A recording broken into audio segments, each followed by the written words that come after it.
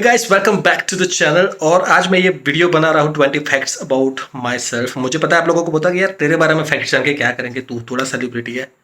हाँ भाई, मैं सेलिब्रिटी नहीं हूँ, बट उस आपको दो चार चीज़ें इंटरेस्टिंग जानने को ज़रूर मिलेगी। सो वॉच द वीडियो और हाँ, सब्सक्राइब करना ना भूले चैनल को, प्लीज़ सब्सक्राइब द चैनल। ठीक है, चलिए शुरू करते हैं।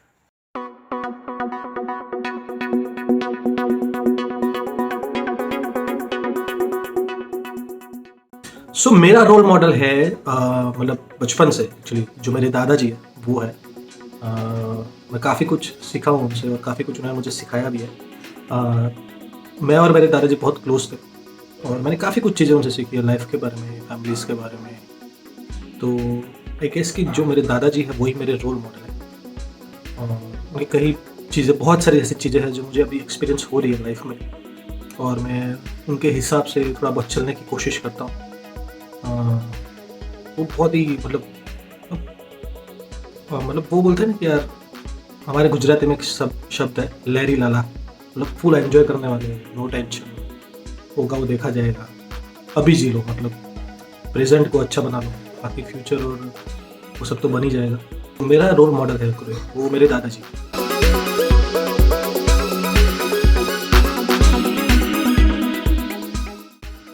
The most scariest thing I have done 10 years ago, I guess, जब मैं 2011 में केन्या गया था।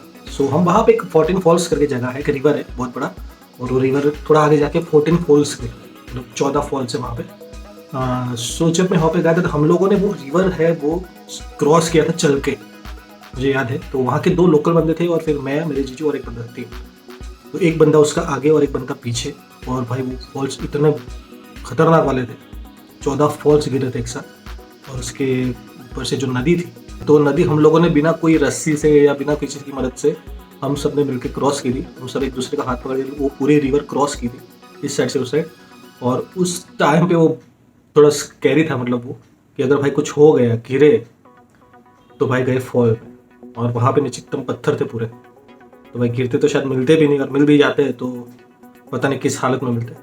तो वो चीज़ बहुत ही, थोड़ी देर के लिए तो बहुत डर लग गया था उस टाइम पे। वापस जाएंगे यार, वो बहुत अच्छी जगह है, दिखाऊंगा आपको भी।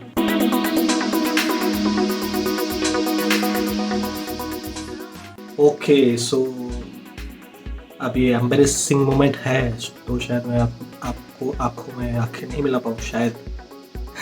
नहीं, मजाक कर रहा हूँ। बट मोस्ट एम्बेरेसिंग मोमेंट है, ये लोग जल्दी बताते नहीं है, बट मैं शेयर कर रहा हूँ क्योंकि वो शायद टर्निंग पॉइंट था मेरे लिए। तो मेरे लिए जो मोस्ट एम्बेरेसिंग मोमेंट है वो है कि मैं जब 12th में फेल हुआ था, 12th साइंस में जब मैं फेल हुआ था। और वैसे मैं उस दिन मैं कुछ रोया हुआ नहीं था। 10th में जब मैंने 70% आए ना, सिर्फ 70, क्योंकि मैंने एक्सपेक्ट कुछ 85 तक किए थे और आए थे मेरे 70, तो मैं बहुत रोया था 10th में। आज मैं याद करता तो मेरे को बहुत हंसी आती है।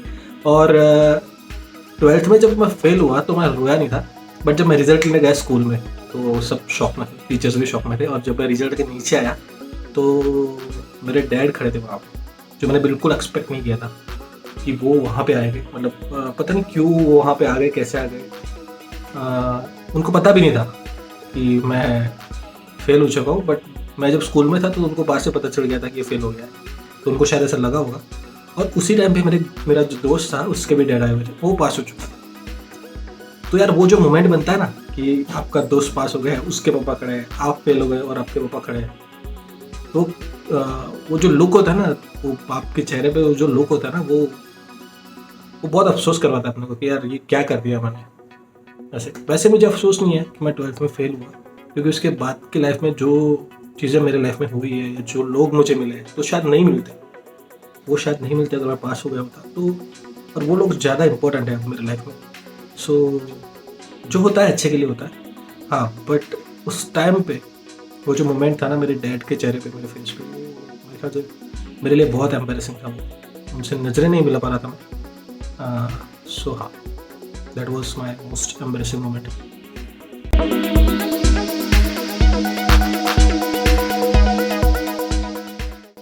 School memories, they are the best memory. Actually यही मैं बात कर रहा हूँ कि मेरी जो मैं साइंस में था ना, तो मैंने कुछ नहीं किया, मतलब ना किसी चीज़ में पार्टिसिपेट किया, ना मैं कहीं घूमने गया, ना मैंने क्लास बंक की, ना मैंने ट्यूशन बंक की, मैं सिर्फ पढ़ाई की और मैं फिर भी फेल हो गया। तो मुझे थोड़ा दुख हुआ था। बट उसके बाद जब मैंने कॉमर्स लिया तो वापस से मैंने 11th और 12th किया, और भाई वो 2 जो साल है ना, वो स्कूल लाइफ में जिया हूँ, बेस्ट स्कूल लाइफ में जिया हूँ। मतलब मुझे खुशी हो रही है कि अच्छा वो मैं फेल हुआ और मैंने ये लाइफ जी, का मुझे एक्सपीरियंस ही नहीं था। और वो स्कूल लाइफ में बहुत सारे ऐसे एक्सपीरियंस है, बट एक जो मेरा फेवरेट है वो मैं आपको बताता हूँ कि एक बार एक संस्कृत के जो श्लोक होते हैं ना, संस्कृत श्लोक गान के कॉम्पिटिशन था। तो अब संस्कृत श्लोक का था, तो टीचर्स ने ऐसे पहले ही बोल दिया कि भाई आशुतोष ये तो तेरा ही काम है, तेरे डैड ये सब करते तो तुझे तो आता ही होगा, तो ये तो तेरा ही काम है, नाम तो तेरा लिखे। अब ठीक है, मुझे भी इंटरेस्ट था ये सब चीज़ों में, तो मैंने तुरंत हाँ बोल दिया कि हाँ भाई मैं तो पार्टिसिपेट करूँगा। अब मेरे लिए प्रॉब्लम ये थी कि मैं स्कूल में तबला बजाता था, कोई भी मतलब कोई फंक्शन होता था तो मैं तबला बजाता था, किसी ने मुझे गाते नहीं सुना था। और मुझे भी डर लग रहा था कि यार मैंने कभी ऐसे पब्लिकली कुछ गाया नहीं है, तो पता नहीं मैं कैसा साउंड करूँगा। बट वहाँ पे मेरी एक जूनियर लड़की थी जिसको पता नहीं मेरे से क्या प्रॉब्लम थी, मैंने उससे कभी बात नहीं की, उसके सामने देख के कभी स्माइल नहीं किया था। और फिर बाद में मुझे पता चला कि कुछ वो सब पर्सनल चीज़ें थी जो कि मेरे कुछ वर्क रिलेटेड थी, वो सब मैं शेयर नहीं करूँगा। बट उसको मेरे से पता नहीं इतनी जलन थी, मुझे भी ऐसे अजीब लग रहा था कि मुझसे क्या जलन हो सकती है इसको।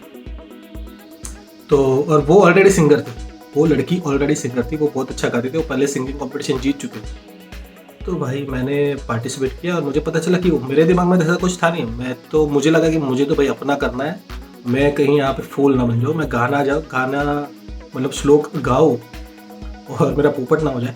तो फिर मैं तैयारी पूरी करके गया था और शिव तांडव और वो सब मैंने थोड़े बहुत गाए थे वहाँ पे।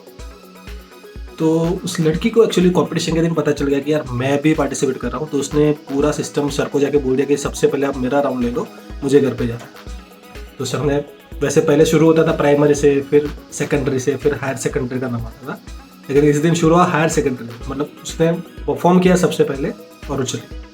तो उसने बाद किसी का परफॉर्मेंस नहीं देखा, मेरा भी नहीं देखा।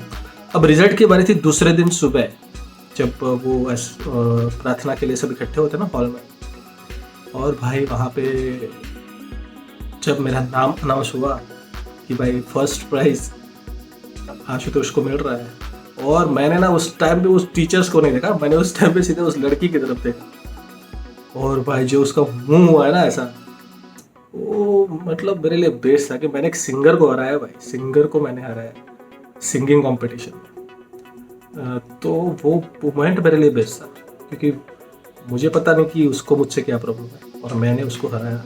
तो भाई वो बेस्ट मेमोरी थी मेरे लिए।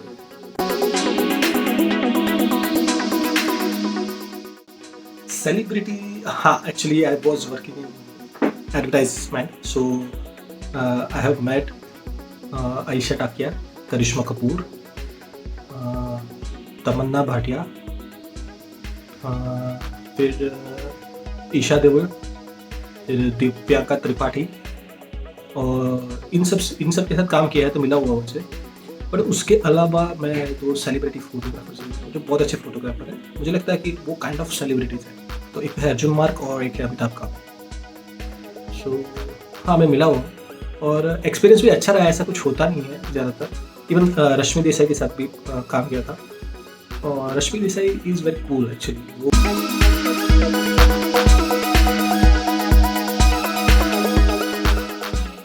रिस्क ऐसा कुछ अभी तक लिया नहीं है लाइफ में, ऐसा कुछ मौका आया नहीं है कि रिस्क ले।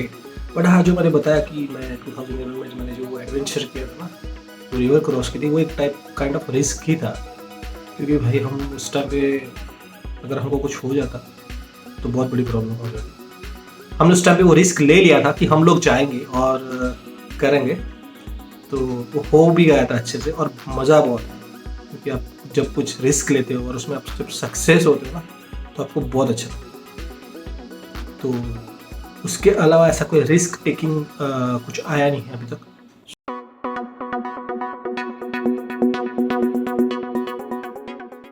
चाइल्डहुड मेमोरी मेरी जो है वो मतलब होगी बहुत सारी अच्छी, बट जो मेरे जहन में बैठी हुई है ना, वो अच्छी वाली नहीं है। जो मेमोरी जो मेरे जहन में बैठी हुई है ना, वो अच्छी वाली मेमोरीज नहीं है। उसमें हुआ था यूँ कि मैं शायद होऊंगा 8 स्टैंडर्ड में या 9 स्टैंडर्ड में, शायद 8 स्टैंडर्ड में हूँ।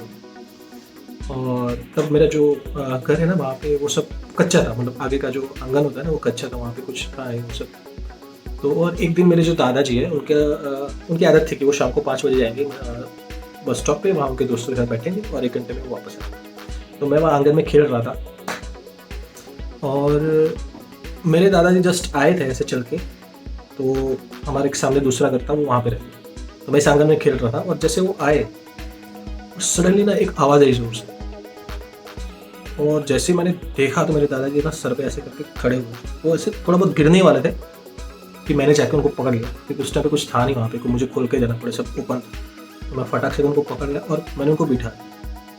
अब जैसे उन्होंने हाथ हटाया और देखा तो वहाँ पे इतना खून था और मेरा दिमाग गया था। मैं 8 स्टैंडर्ड में था, मेरे को अभी भी याद है।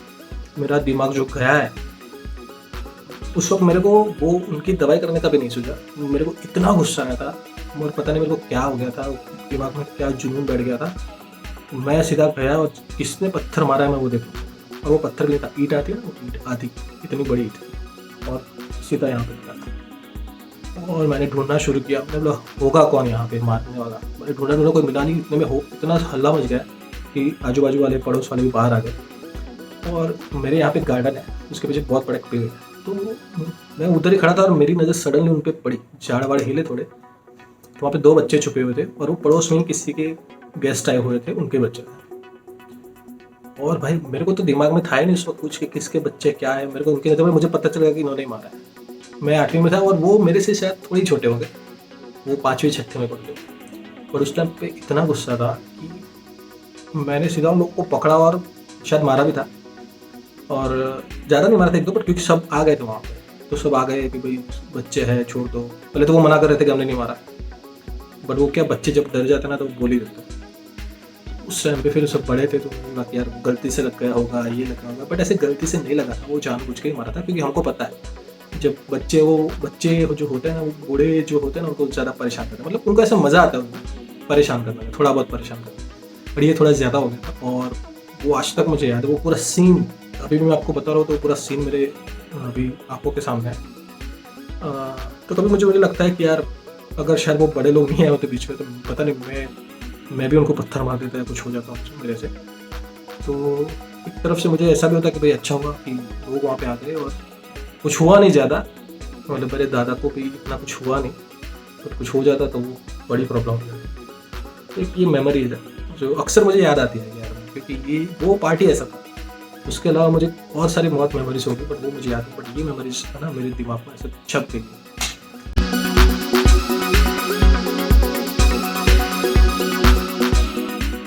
इंटरनेट जब से आया है ना, तब से शायद बहुत सारे ऐसे लोग होंगे जिनको रैंडम चीज़ों के बारे में थोड़ी बहुत नॉलेज बढ़ गई होगी। मतलब वो इतनी सारी चीज़ें दिखती है अपने को इंटरनेट पे, है ना, कि पूरे दिन आप जब इंस्टाग्राम पे पोस्ट देखते रहते हो या यूट्यूब वीडियोस देखते हो, फेसबुक देखते हो, तो चीज़ें उसमें आती जाती है आपकी हॉबीज़ के हिसाब से। आप वीडियो आप जो देखते हो उसके हिसाब से जो है वो लोग ऑटोमेटिकली दिखाते हैं। तो उससे जब आप पढ़ते हो, जब आप देखते हो, तो ऑटोमेटिकली आपका जो नॉलेज है वो बढ़ता है। तो हाँ, बोल सकते हैं ऐसा कि मुझे भी मतलब रैंडम चीज़ों के बारे में थोड़ा सा तो नॉलेज है।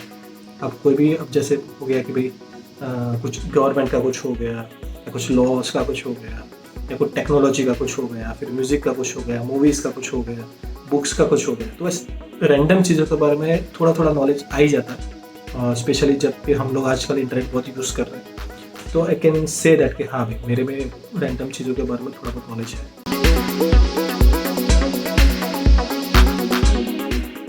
बकेट लिस्ट एक्चुअली कभी बकेट लिस्ट बनाया नहीं है, बट हाँ अगर मुझे कहा जाए बनाने के लिए और उसमें सबसे पहले कोई चीज़ लिखनी हो, तो मैं बोलूँगा कि केदारनाथ के दर्शन करने जाना है भाई। आजकल ऑलमोस्ट सबकी बकेट लिस्ट में ये चीज़ होगी, बिकॉज वो जगह ही ऐसी है यार, और हम तो ठहरे ही भोले के भक्त, तो हमको तो जाना ही है। सो जब ये सब खुलेगा, थोड़ा बहुत नॉर्मल होगा, तो डेफिनेटली शायद इस साल करना ही करना है वो ट्रिप केदारनाथ का।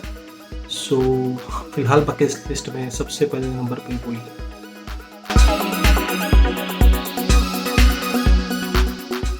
हिडन टैलेंट्स पता नहीं, बट बोल सकते हैं ऐसे कि अगर आप कोई मुझे ऐसे देखेगा तो उनको पता नहीं चलेगा कि यार इसको कर्मकांड आता था। कर्मकांड मतलब जो हम वेद पाठ करते हैं, श्लोक्स और पंडित का जो काम करता है ना, क्योंकि मेरे डैड जो है वो पंडित है, उन्होंने मुझे भी सिखाया है थोड़ा बहुत जो मैं खुद के लिए करता हूँ। बट कोई मुझे देखेगा एक्चुअली फर्स्ट टाइम, उसको पता नहीं चलेगा कि यार ये कर सकता है। बट हाँ, मुझे नॉलेज है उस चीज़ का थोड़ा बहुत, और वो सब चीज़ें मैं कर सकता हूँ। वो मेरे में एक हिडन टैलेंट बोल सकते हैं।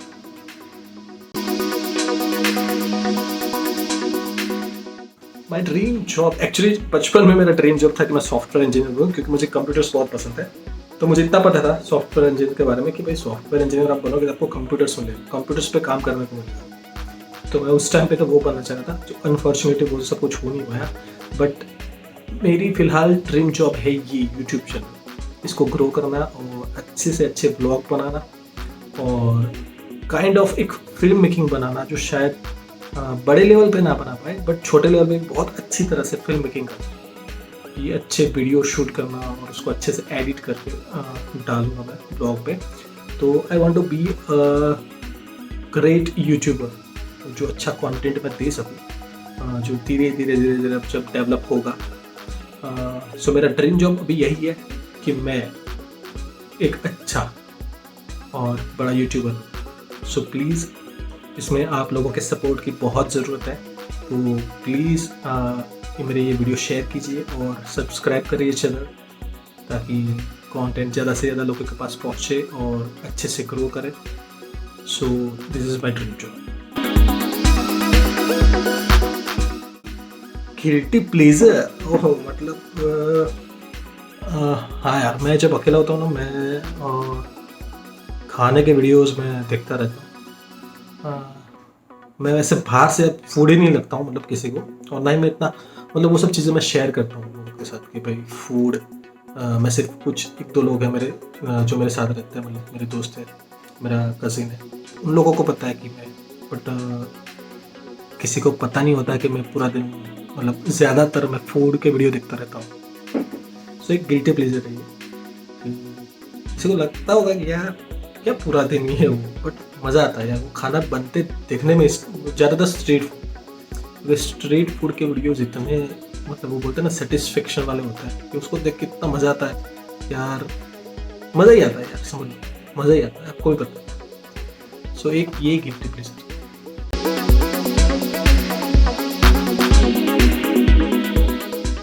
छोले भटूरे और वड़ा पाव, ये दो चीज़ें हैं जो मैं खा सकता हूँ जितना भी। मैं कभी टाइम मेरे को आप रोज़ छोले भटूरे दो तो मैं रोज़ छोले भटूरे खाऊंगा, आप रोज़ मेरे को वड़ा पाव दो तो मैं रोज़ वड़ा पाव खाऊंगा, मैं इससे थकने वाला नहीं। तो ये दो चीज़ें हैं जो मेरी सबसे ज़्यादा फेवरेट है।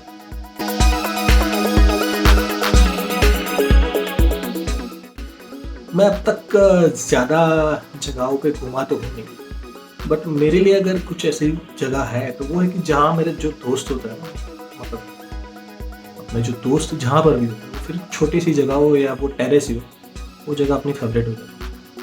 तो मैं अपने दोस्तों के साथ जहाँ जहाँ भी गया थोड़ा बहुत, तो हर जगह मेरे लिए फेवरेट ही है।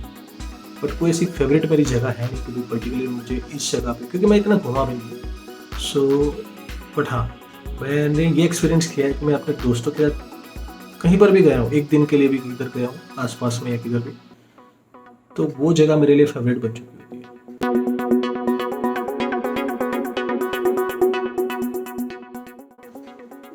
Weirdest phase in my life वही है शायद जो मैंने बोला कि 12th साइंस के बाद में फेल हुआ था, और क्योंकि उस टाइम पे मुझे बहुत सारे प्रॉब्लम्स एक साथ आ गए थे उस टाइम पे। मैं 12th में फेल हुआ, मुझे जॉन्डिस हो गया, फिर मुझे आर्थराइटिस का प्रॉब्लम उस दर ही शुरू हुआ था, हालांकि पता बाद में चला, बट प्रॉब्लम वहीं से शुरू हुआ था। सो बैक पेन का प्रॉब्लम वहाँ से शुरू हुआ। तो वो और अजीब था वो, मतलब आप, और उसी टाइम के दौरान उसके थोड़े 2 साल बाद मेरे एक जो स्कूल फ्रेंड था, जिस बचपन से हम लोग साथ में, जूनियर KG आप बोल सकते हो, तो 12th साइंस तक हम साथ में, और वो उसकी डेथ हो गई, वो बीमार हो गया था, उसकी डेथ हो गई थी। और वो एक फेज़ ही पूरा, वो 2-3 जो साल थे ना, वो बहुत ही अजीब थे। मतलब आप कुछ कर नहीं सकते हो, सब कुछ हो रहा है, आपके कंट्रोल में नहीं है कुछ चीज़ें। 2004 में मेरे दादाजी भी ऑफ हुए। मैं उस टाइम पे, हाँ, मैं साइंस में कर रहा था शायद उस टाइम पे, और उसी साल मेरे दादाजी भी ऑफ हुए। मैंने बताया कि वो एक बहुत ही वियर्ड फेज था, वो 2-3 जो साल थे ना, वो बहुत ही गंदे थे, मतलब अजीब थे, मतलब कुछ समझ नहीं आ रहा कि क्या हो रहा है और क्या होगा। सो वो एक फेज था, बट वो चला गया। होता है सबके लाइफ में, ऊपर नीचे तो होता है।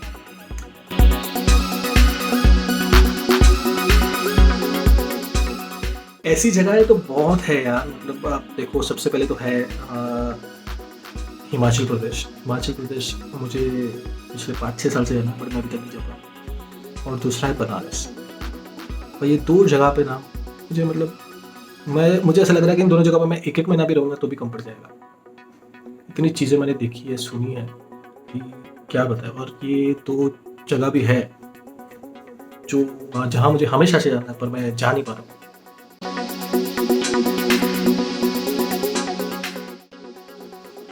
फियर तो होते ही है यार ज़िंदगी में। बंदा किसी ना किसी चीज़ से तो डरता ही है, और कुछ नहीं तो वो अपनों को खोने से डरता है, प्यार में फेलियर से डरता है, सक्सेस किसी चीज़ में इतना लगा हुआ होता है, उसके फेलियर से डरता है। तो वैसे ही छोटे मोटे फेयर्स तो होते ही है। और उसके अलावा जो मुझे चीज़ों से, अगर किसी चीज़ से मुझे फियर है कुछ चीज़ों से, तो वो पानी से है। और इसीलिए मैंने वो जो रिवर क्रॉस की थी, वो एक्चुअली वो फियर को काउंटर करने के लिए की थी कि शायद मुझे थोड़ा बहुत डर निकल जाएगा पानी से।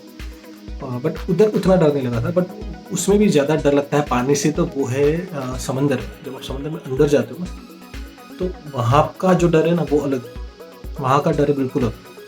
आपको नदी में शायद डर नहीं लगेगा, स्विमिंग पूल में ऐसा डर नहीं लगता है, बट जब आप समंदर में जाते हो ना, तो वो अलग ही डर है वो। तो हाँ, वो डर थोड़ा मुझे ज़्यादा लगता है समंदर के पानी में।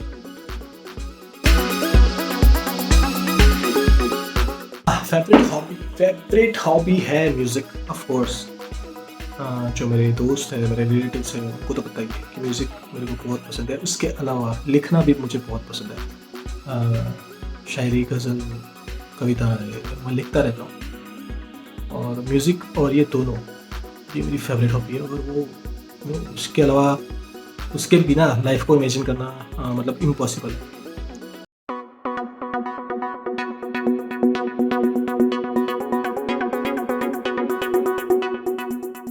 From past and present, from past में से तो I would definitely like to meet Bhagat Singh, Chandrashekhar Azad. और ये 2 जो है, उनसे मिलना है। एक किसी ने मुझे सवाल पूछा था कि अगर कोई ऐसी 10 सेलिब्रिटीज़ जो पास्ट में हो गई, अगर उनको ज़िंदा करना है वापस, तुम्हारे पास वो पावर है, तो तुम किसको ज़िंदा करोगे? तो मैंने उसमें नाम लिया था कि एक स्वामी विवेकानंद है, छत्रपति शिवाजी महाराज, भगत सिंह है, चंद्रशेखर आज़ाद है, और भी बहुत सारे, और भी 2-4 नाम मैंने लिए थे। बट फिलहाल अगर मुझे किसी से मिलना है, मतलब पर्टिकुलर 1 या 2 लोगों से मिलना है, तो मैं डेफिनेटली भगत सिंह और चंद्रशेखर आज़ाद से मिलना चाहूँगा। और प्रेजेंट में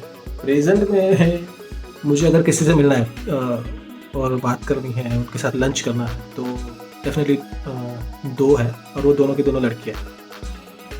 एक है अदिति रावल, वो फॉर्मर आरजे है, और दूसरी है एकता संधीर, जिसे हम आरजे एकता के नाम से जानते हैं।